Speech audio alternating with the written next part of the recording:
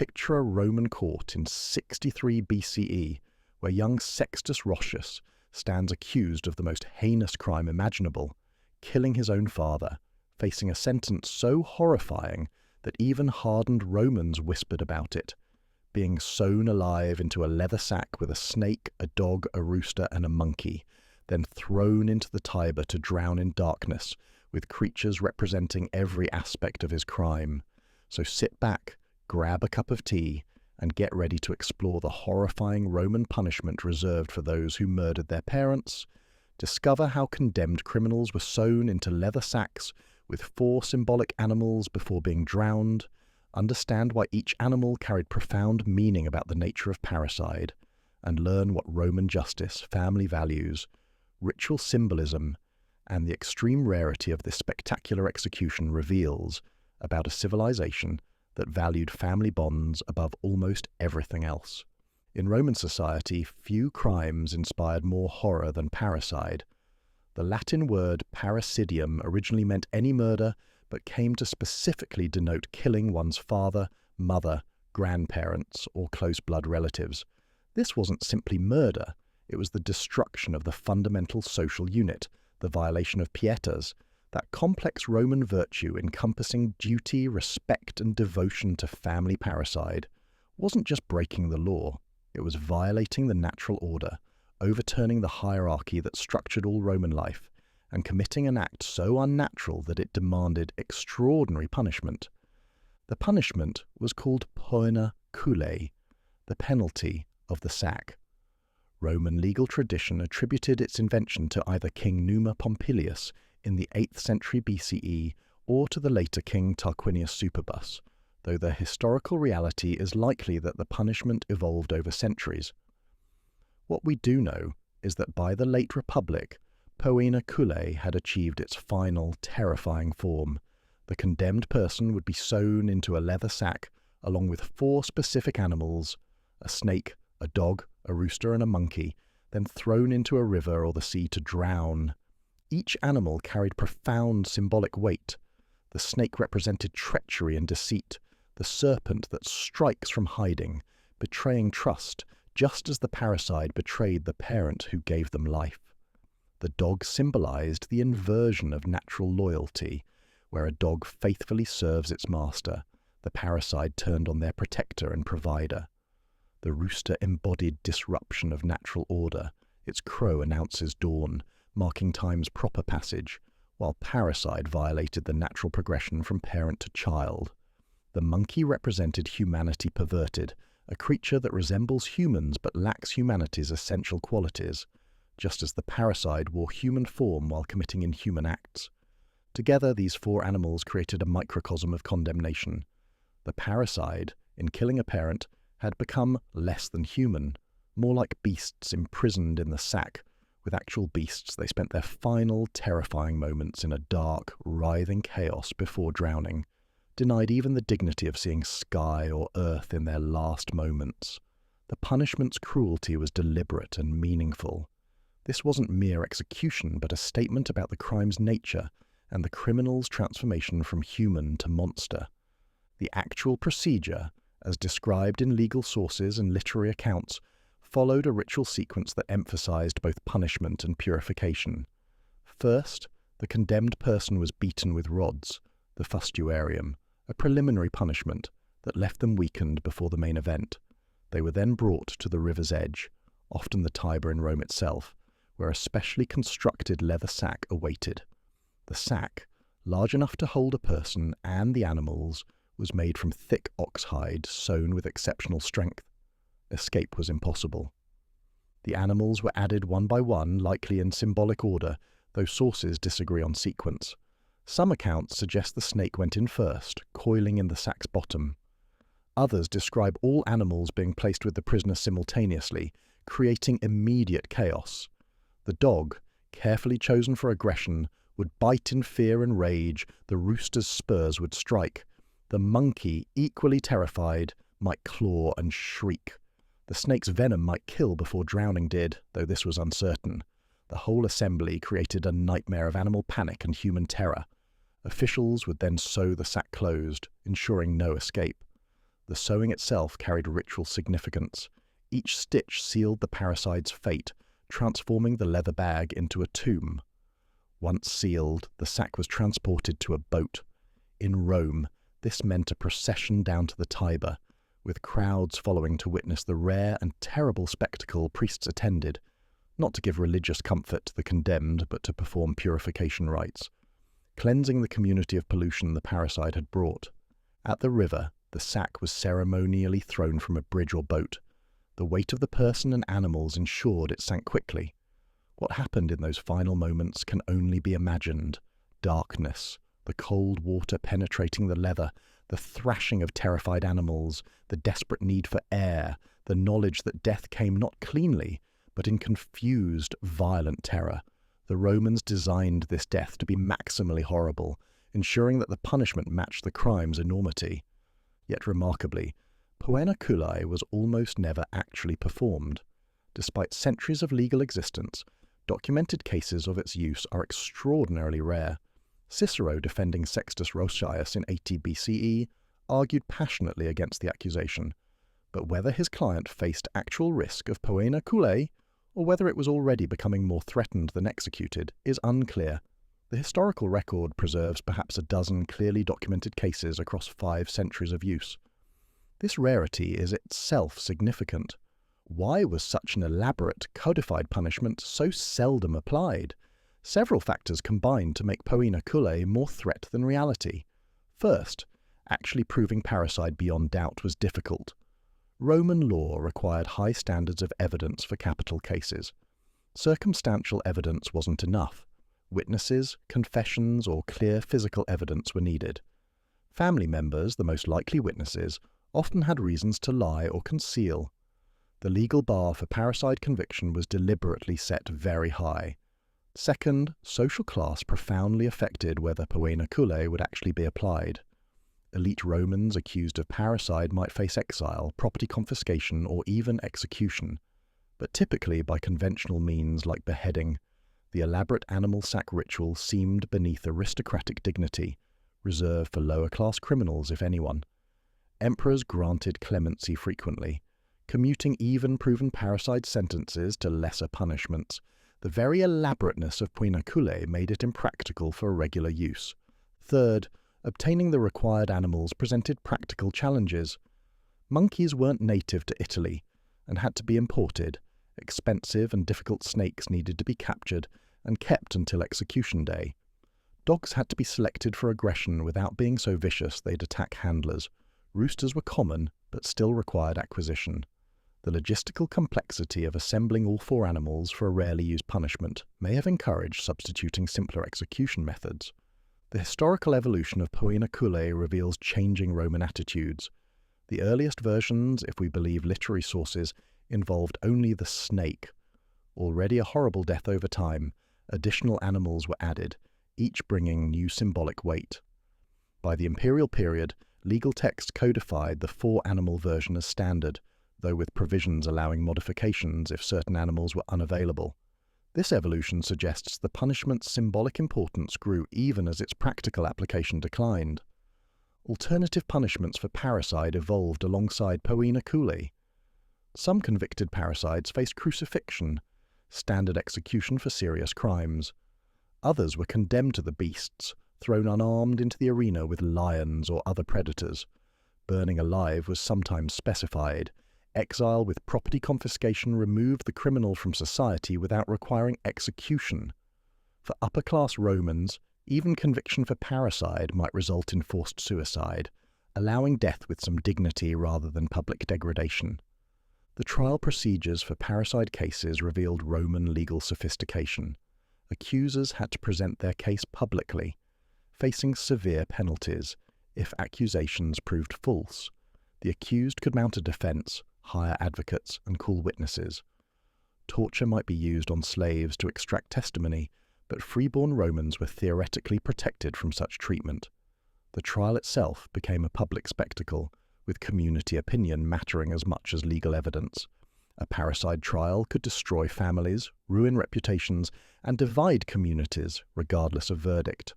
Cicero's defense of Sextus Roscius, provides our most detailed account of a parricide trial. Roscius, accused of killing his wealthy father, faced certain condemnation until Cicero took his case. Cicero argued not primarily that his client was innocent, but that the accusers were politically motivated, that evidence was fabricated, and that rushing to judgment would itself be criminal. His rhetorical brilliance saved Roscius.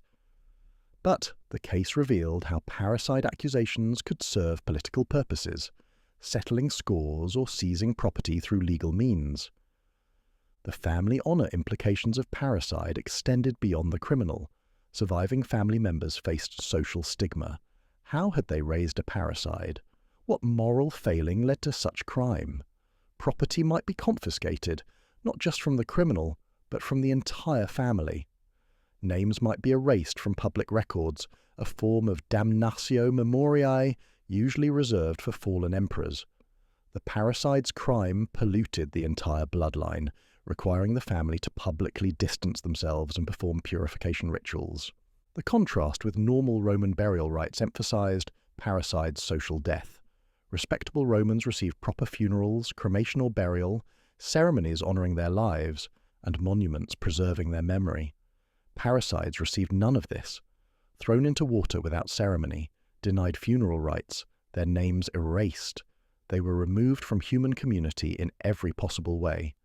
The Romans believed that those denied proper burial became restless dead, unable to find peace.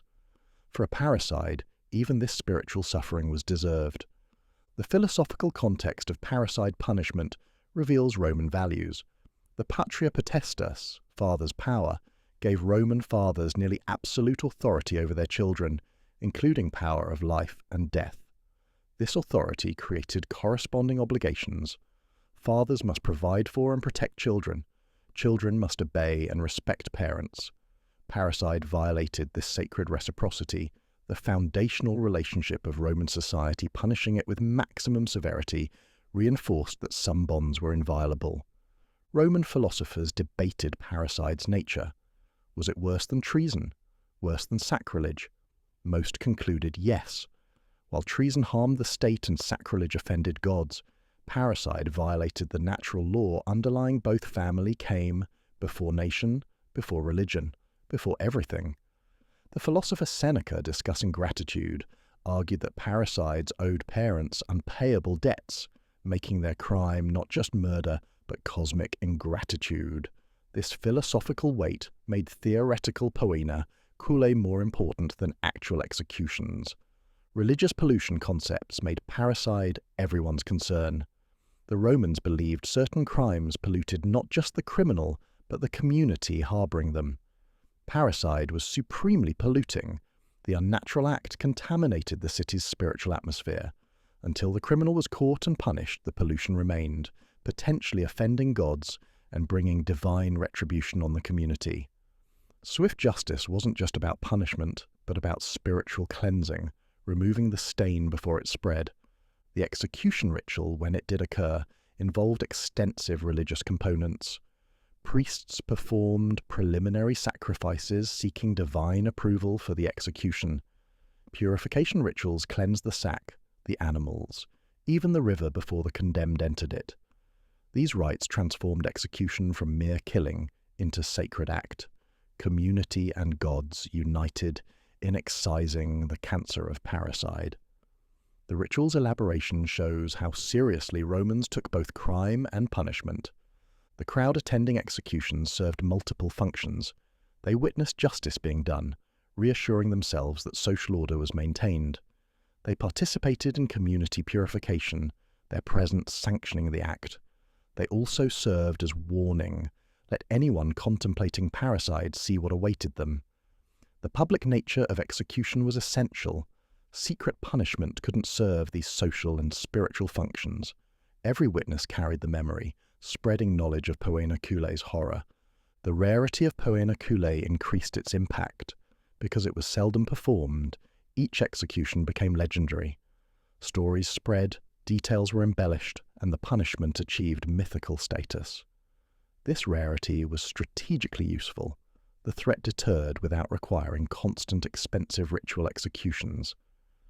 The few documented cases suffice to maintain poena cullei's reputation, making actual use unnecessary successful punishment, sometimes lies in threatened severity rather than regular application. Christian opposition to poena cullei arose from multiple directions. Early Christians objected to cruel punishments generally, arguing for mercy and redemption.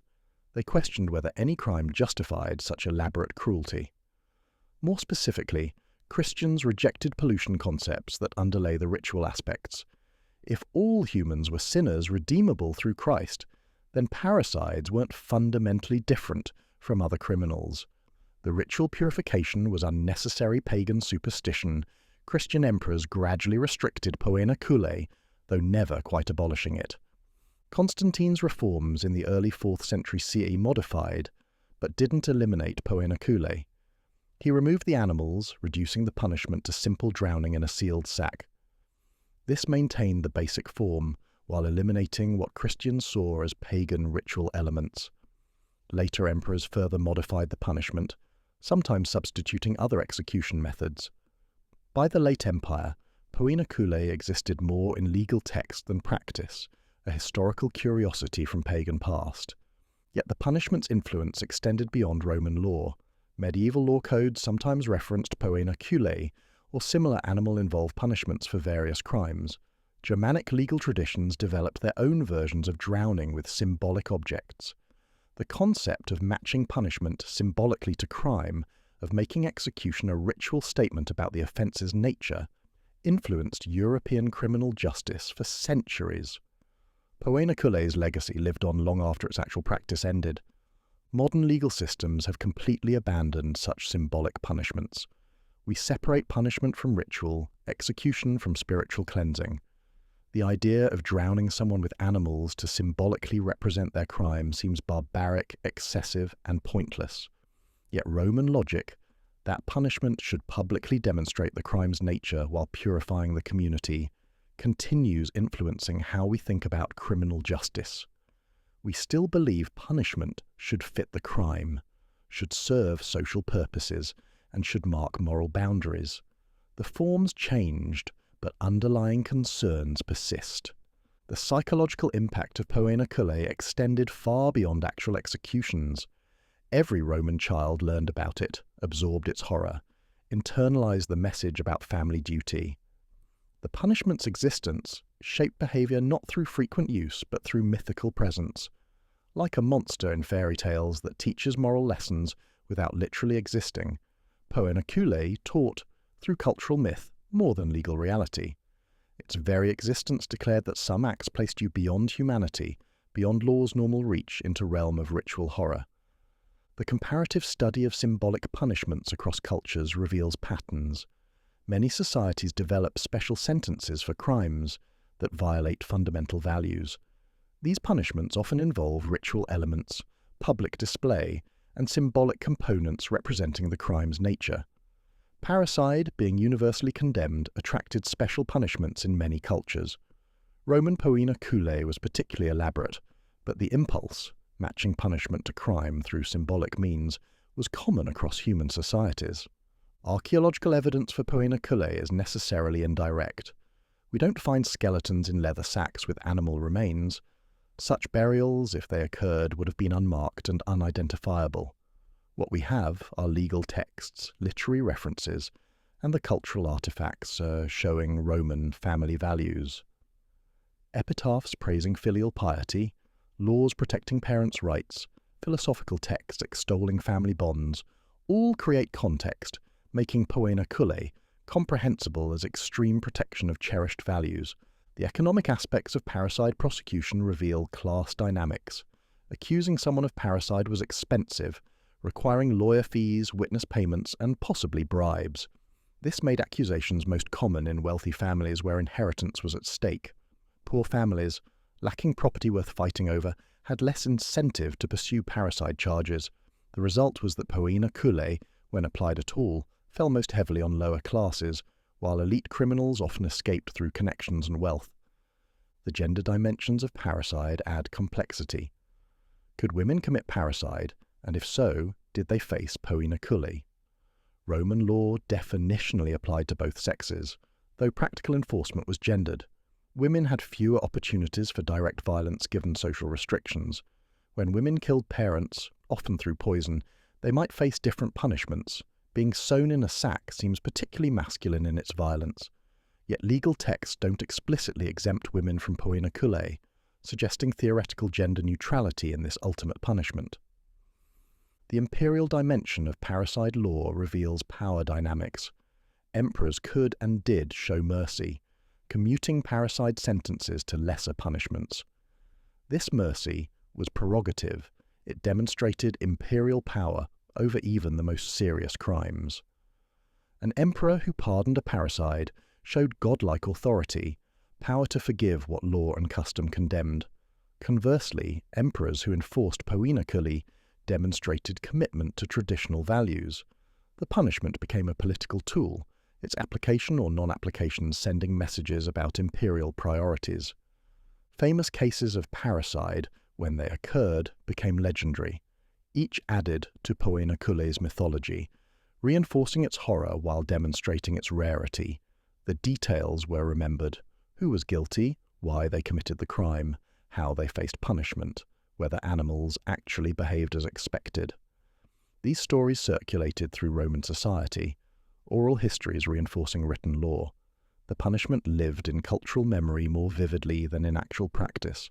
The practical difficulties of executing poena cullei ensured its infrequency.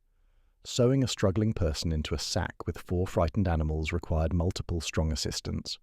The animals themselves were dangerous to handlers: venomous snakes, biting dogs, spurring roosters, unpredictable monkeys.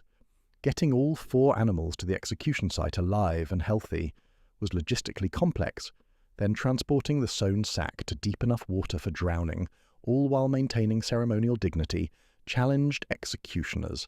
Simpler execution methods were both easier and more reliable.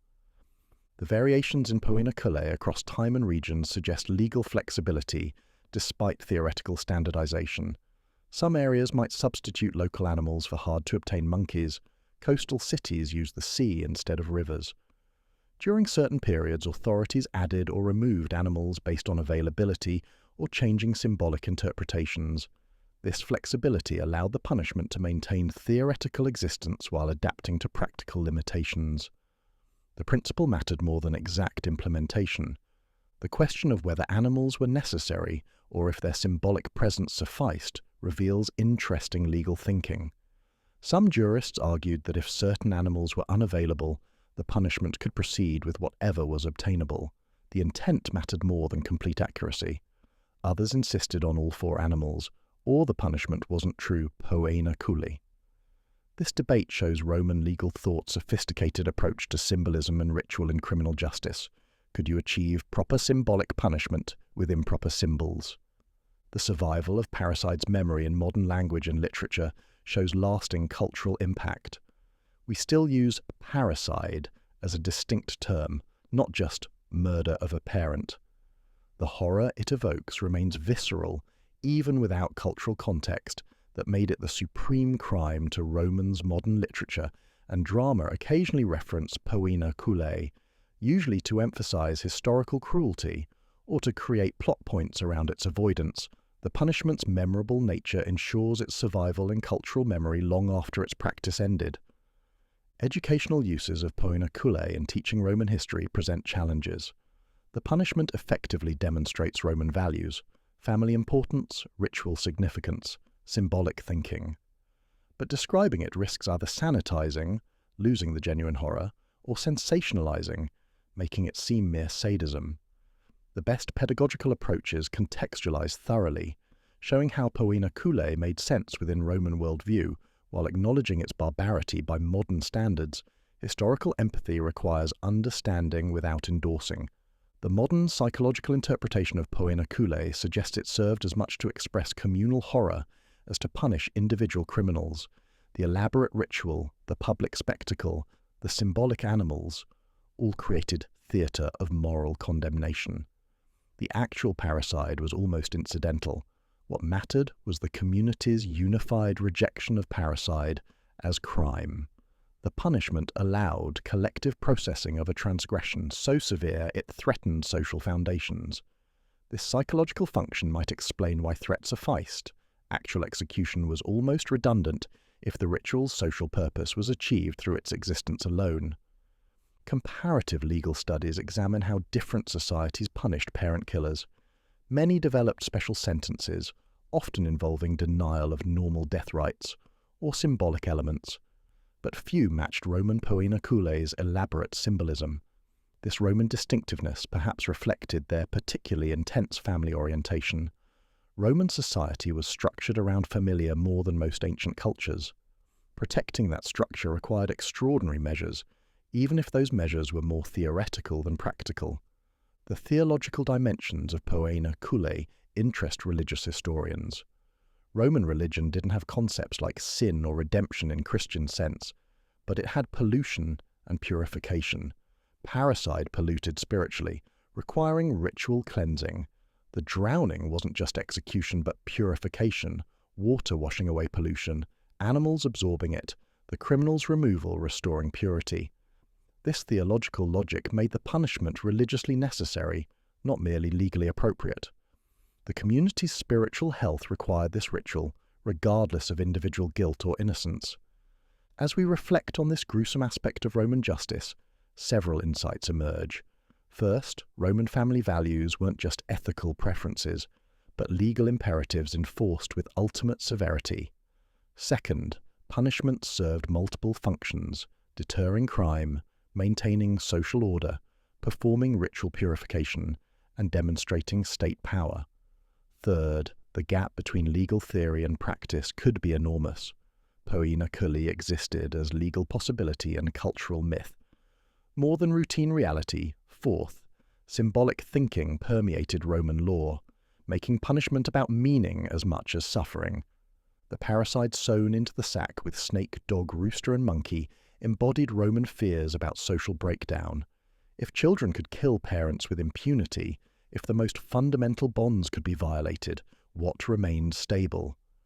Poena cullei answered this anxiety with overwhelming force. Such crimes wouldn't be tolerated. Such criminals weren't human. Such acts demanded extraordinary response. Whether or not the punishment was regularly applied mattered less than its existence as ultimate backstop against family dissolution. Understanding poena cullei helps us grasp Roman mentality in ways sanitized histories miss. These were people who believed in ritual pollution, who thought animal symbolism conveyed profound truths, who considered family bonds so sacred that violating them required punishment beyond normal execution. They weren't cruel for cruelty's sake, but desperately protective of social structures they believed essential for civilization's survival. The horror of poena cullei reflected the horror they felt at parricide itself. Modern sensibilities recoil from poena cullei's cruelty. We've moved beyond symbolic punishments, beyond public executions, beyond belief that criminals should be denied human dignity, yet we still struggle with parent killers, still search for punishments that seem adequate to such crimes, still feel that some acts place perpetrators beyond normal social bonds. Our solutions differ dramatically from Roman ones, but our wrestling with how to respond to fundamental violations of family trust continues. The questions poena cullei addressed remain relevant even as we reject its answers. The legacy of poena cullei ultimately transcends its historical specifics.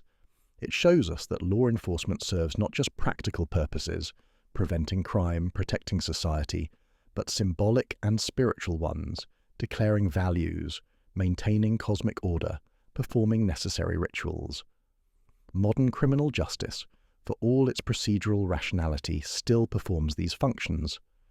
We've stripped away the animals and the ritual, but we still believe punishment should match crime's nature, that justice should be seen, that some acts require society's most severe response. As you finish your tea and reflect on this disturbing chapter of Roman justice, consider what it reveals about the eternal human struggle to balance mercy with justice, to protect vulnerable relationships, and to respond to violations of trust.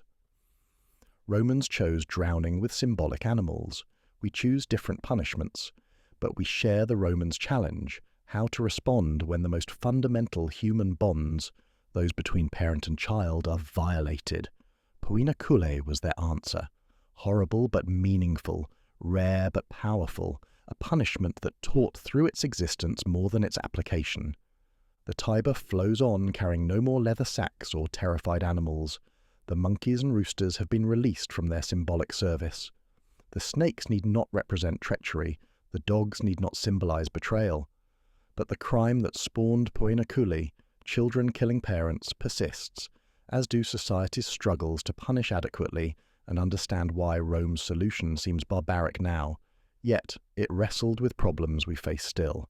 In that wrestling, in that attempt to make punishment match crime through elaborate symbolism, we see Romans as fully human, grappling with evil, seeking justice, and trying to make sense of the senseless through the most powerful rituals they could imagine.